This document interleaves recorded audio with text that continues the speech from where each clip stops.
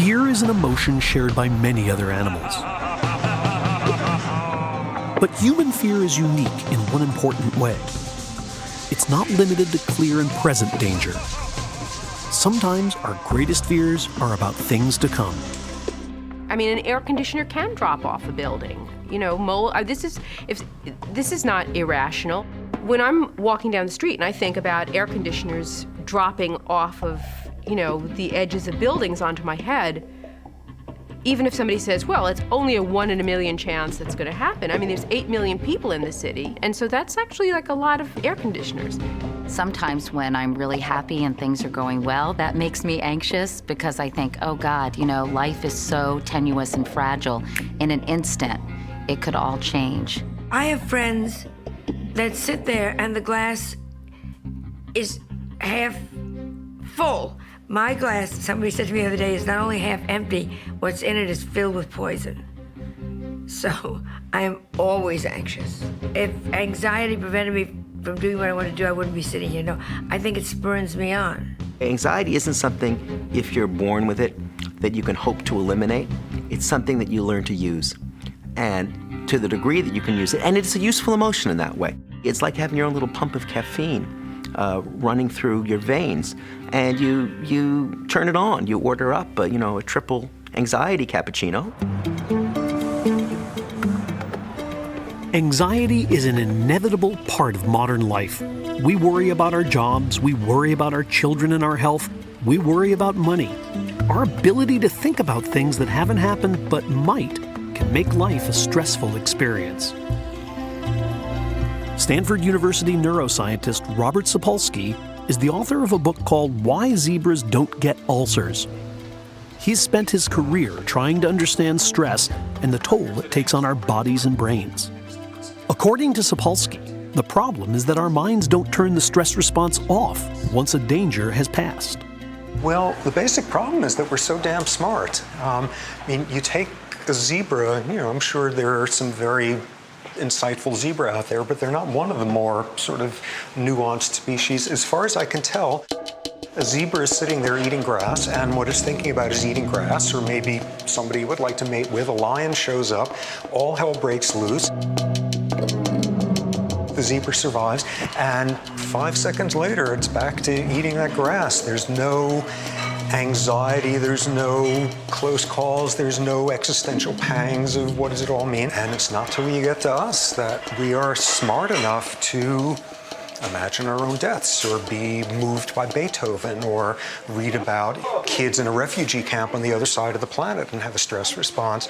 We're dealing with a very different species. And what that mostly gets you is the ability to turn on the stress response chronically for purely psychological reasons. We turn on the exact same stress responses as a zebra running for its life, and we turn it for hours and days and weeks and career-long periods, and that's not what it evolved for.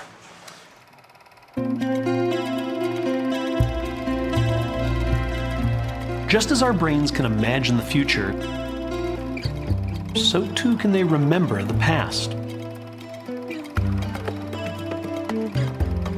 Memory is one of nature's greatest gifts, but it comes at a cost. Because we can re-experience past events, we can be terrorized today by things that happened long ago. And that's what happens to people who suffer from PTSD, or post-traumatic stress disorder.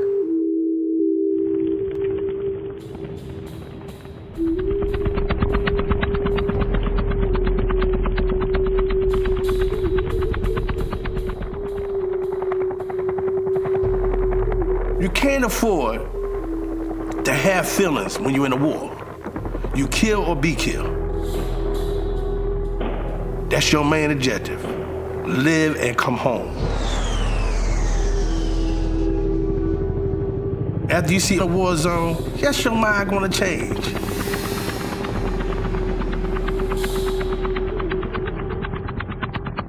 Warren King was a 19-year-old former high school football player when he joined the Marines and went to Vietnam.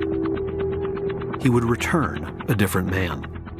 First couple of weeks when I came back home, it was kind of rough because that's when the dreams, the nightmares started, you know what I mean? But at first I laughed about it. You know, it's dreams, you know what I mean? But it started getting more deeper into me. Although Warren was in Vietnam for less than a year, he relived the war every day for the next 3 decades. I knew something was wrong, but I didn't pay no attention to it.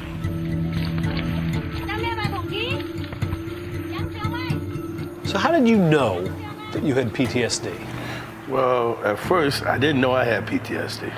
What did you think it was? First I thought I was going crazy. You know, like I was losing my mind, you know. And then eventually, I'll start remembering these dreams. And I'll start remembering where it took place. The people was in these dreams. And then it started getting worse. I started drinking more,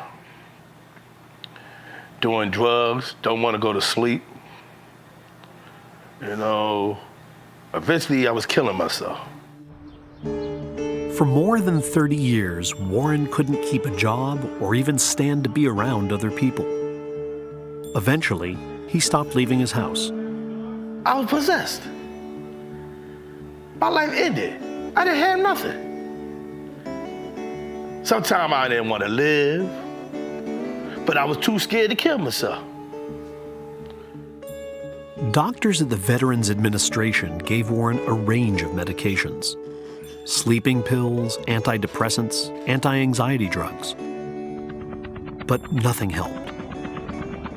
Every night, the war in his head raged on. Although any kind of trauma can lead to PTSD, combat soldiers run an unusually high risk. Because traditional treatments fall short, tens of thousands of soldiers and their families are struggling with the disorder. Yeah, he did. He got a rope on that one. You got a little piece of that one, didn't you? Huh? Come on, sis. Just throw it. Bob is devoted to his wife and their 2 young children. But his mind keeps returning to something that happened in Iraq. Uniform stuff and flashlights are still dirty, see? And my letters all here from my wife. I got more stuff down in the bottom. I kept my uniforms and boots just for keepsakes. Smell that smell? Can't get it out. Can't get it out. In 2003, Bob crossed into Iraq as part of the first invasion forces.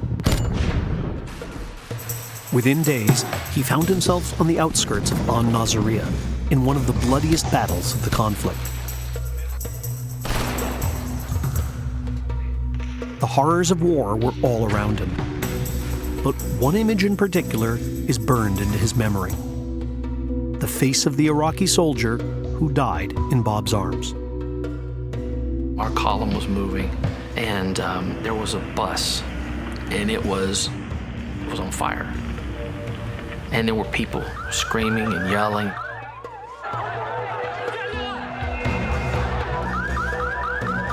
As we went by, trying to assess quickly what was going on, and there were 2 guys laying there, and one of them was missing his leg, and the guy next to him had a big hole in his chest.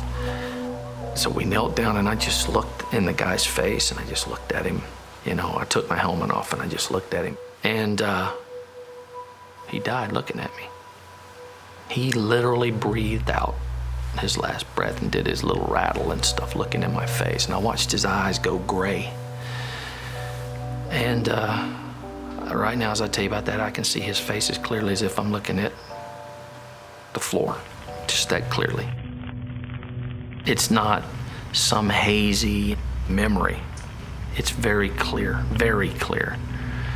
The voices, the words exchanged, the feeling, and that's the part I hate the most. I can feel what I felt as clearly as I felt it then. Nightly, he would wake up from a nightmare, or he'd be talking in his sleep, waking up. He'd be walking through the house on patrol. I didn't have that problem before. I mean, anybody who sits up in their sleep and talks and stuff like that, it is what it is. but not getting up and going on patrol, or getting up and, reliving a trauma scene again, or getting up and shouting orders, get me some cover fire over here, I got problems, this and that. That's not normal. Medication and psychotherapy haven't helped Bob much, and the tragedy in his past continues to wreak havoc in every aspect of his life. 3 weeks ago, Bob lost his job as a news director of a TV station in Reno. We're moving. We're leaving Reno. We're going back to the Bay Area to start over. And do what, I don't know. I do think that the symptoms of PTSD that I deal with every day, and the fact that I don't get a lot of rest because I can't sleep. So, yeah, it contributed to me losing my job and probably my career.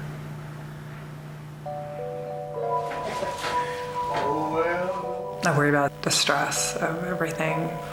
I can't tell you how many times in the last couple months I've just rolled over in the middle of the night just to make sure he was still breathing. Because I just don't know how much more he can handle. We didn't have a color tape for Mom's. I'll tell you what's embarrassing to me is having to go back to my mother-in-law's house and regroup. I've never had to fall back like that before. It makes me feel like, I've done all these things in my life and I just can't. How did I get in this position? I feel like I failed and I let my family down.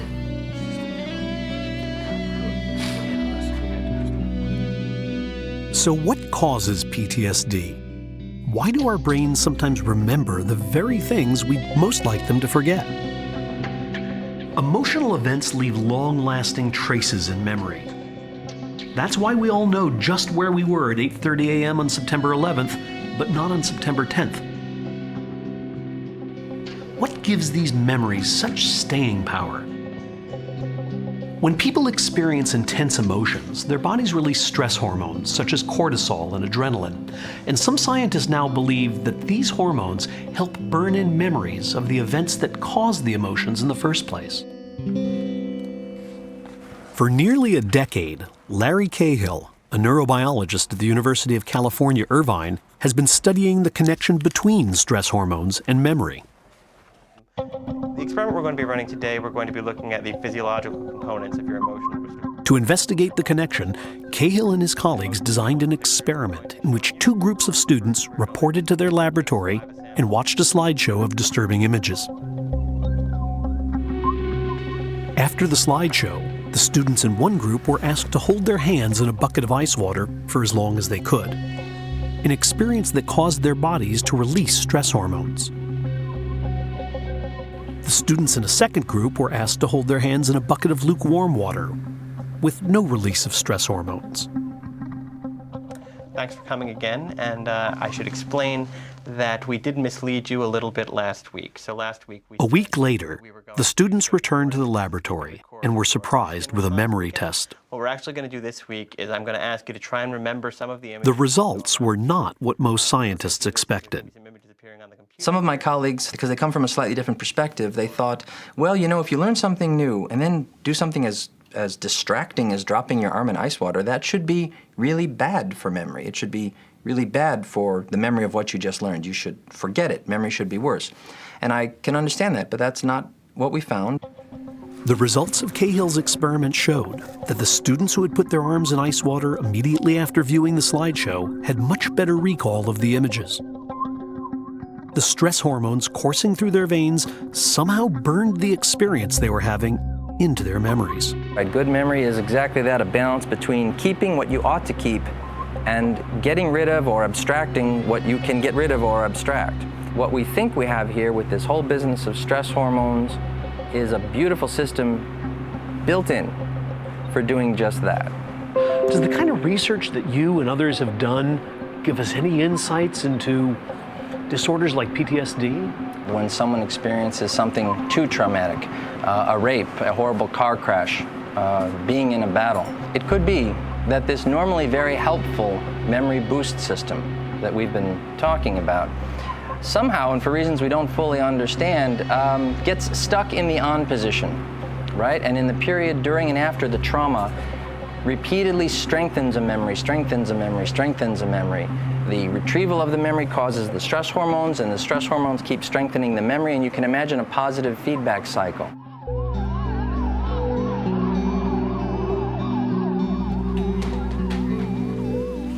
For Bob, moving to California to live with his mother-in-law has left him demoralized. You guys gonna go outside and play? Lori and the kids are trying to adjust to a new routine and a new school, but Bob's PTSD holds each of them in its orbit. Welcome to California. Welcome back. Thank you. Welcome back. Here we go. Okay, so today we're gonna talk about Gabriel and how he's doing in first grade, and he's only been here for a little bit of time, but he's transitioned well. So he's showing some good leadership skills with his peers, with both boys and the girls, and he seems to be happy. And if he needs help, he has no problem in asking me. Hey, try to do it quietly, Sarah, please. don't throw those, please. Sarah, can you make a happy face with that? Can you With the yellow? How about being quiet? That'd be something new. Oh, there's just so much to do. Okay, no more dumping it in. Just There you go. Perfect. all right. Sarah. Okay. We'll clean those up later. Okay? Sorry about that. That's okay. I have 20 of them in here. I cannot stand loud. I can't. Noise sends my temper and my blood pressure up. He's doing really well. And his writing, I'll show you a little bit of his writing. The hardest part about post-traumatic stress for a married woman is the focus is on him. But part of me feels like it's not okay for me to break down because the focus is on helping him and lifting him up and getting him through this time. He's so fragile right now.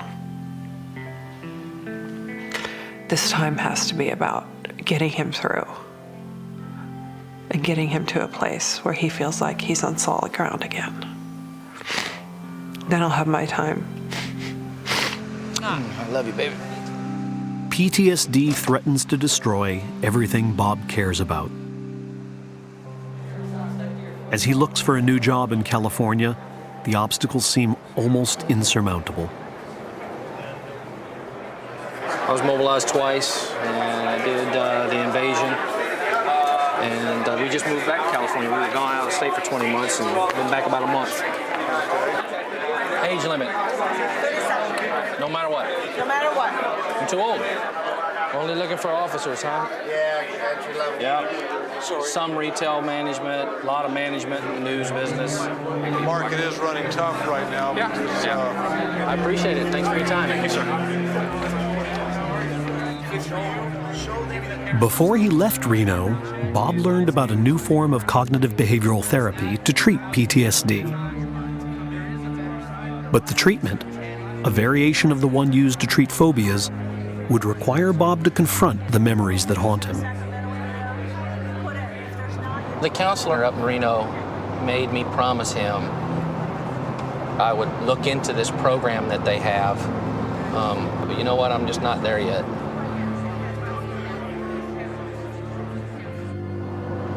I'm not scared of it. I just don't want to. I'm not afraid of it. I relive a lot of them all the time anyway. I don't want to go relive them again, you know? I just ain't there yet. It might be a good program, but look, I'm all for doing something that might help me, but I'm just not there yet. I don't know what's going to get me there, but I'm not there yet.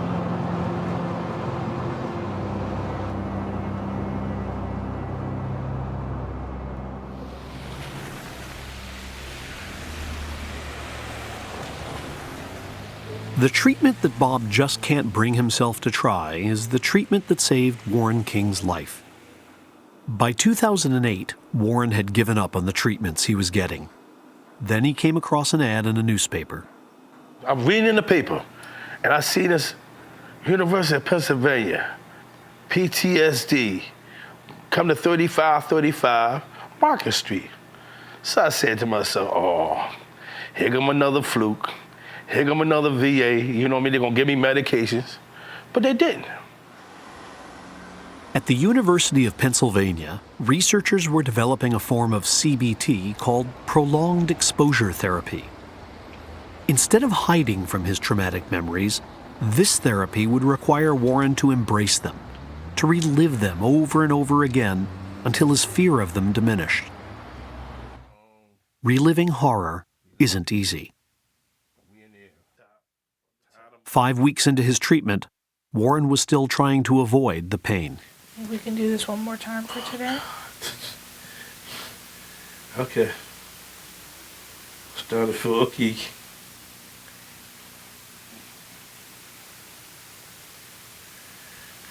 You really gotta push it, don't you? I gotta laugh because I ain't never had nobody push me like this. You can do this. That's why. That's why I'm pushing, because I know you can do it. Only for you, Coach. I wish you could come here with me. I wish you. If anybody could come with, I wish you could come and see what I see. I'm trying. I'm trying. You know, because it's a dilly. Okay. And I want to cry, but I can't cry. I feel my eyes, but I can't cry. That's okay. What, I'm dead inside? It's okay. You'll cry when you need to.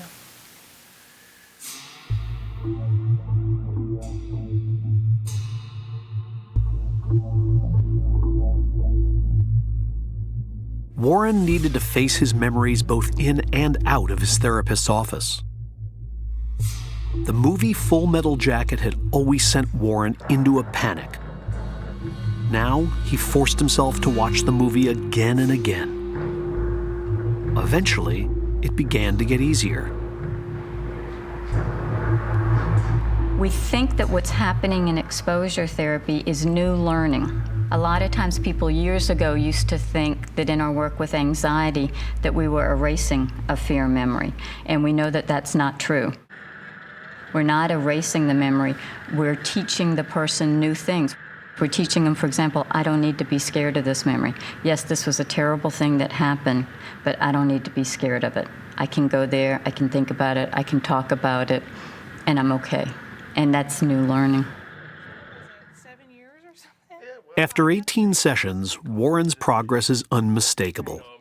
What I wanted to ask you to do today was to go through the story again, to do the imaginal exposure. And you remember how we do that. We have you talk about what happened from your memory. You know, close your eyes and really try to visualize it and put yourself back there, really try to revisit it.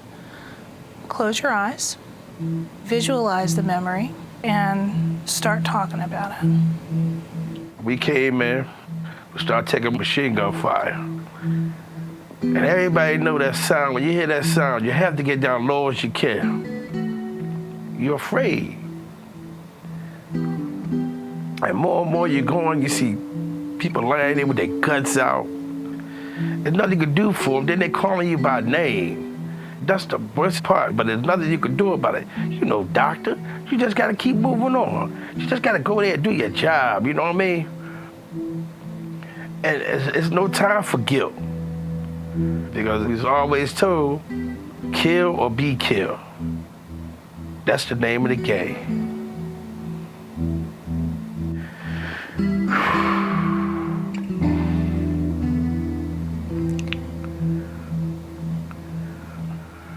I'm okay. No sweating of the hands, no headache, a little teary, but as far as that, I'm all right. Let me ask you this. If I had PTSD and I was haunted by dreams and haunted by thoughts, I'd want to get away from them.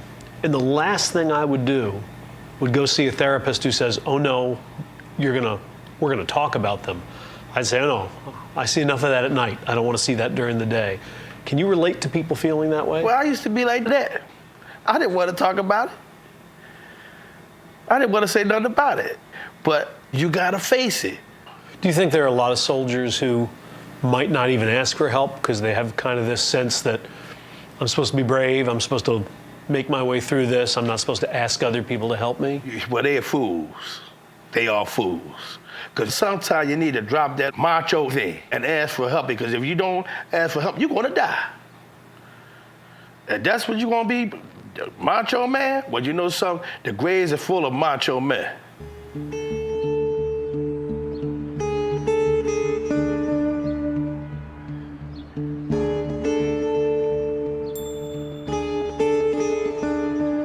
I've been doing this work for over 20 years now, and at times the emotion in the room is just palpable. It's raw. I have felt like I was holding someone's broken heart in my hands. It's been so raw. But part of what I've taken away from this work is the resilience of the human spirit. It is just amazing what we can go through and how we can come through it at the other side and be okay. Would you say you're better now? Not just a little better, but all better? Well, I'm not gonna say I'm all better, but I know how to handle PTSD. You never get rid of PTSD. There's no cure for it. It doesn't sound like your treatment helped your life. It sounds like it gave you your life back. The day I went to that program till the day is the best years of my life I ever had. I have a life. You know what I mean? Like I said, I'm not letting it beat me. You know what I mean? I am doing well than I ever been in my whole 30-something years when I had PTSD. You know what I mean? What more can I say? I'm a happy camper.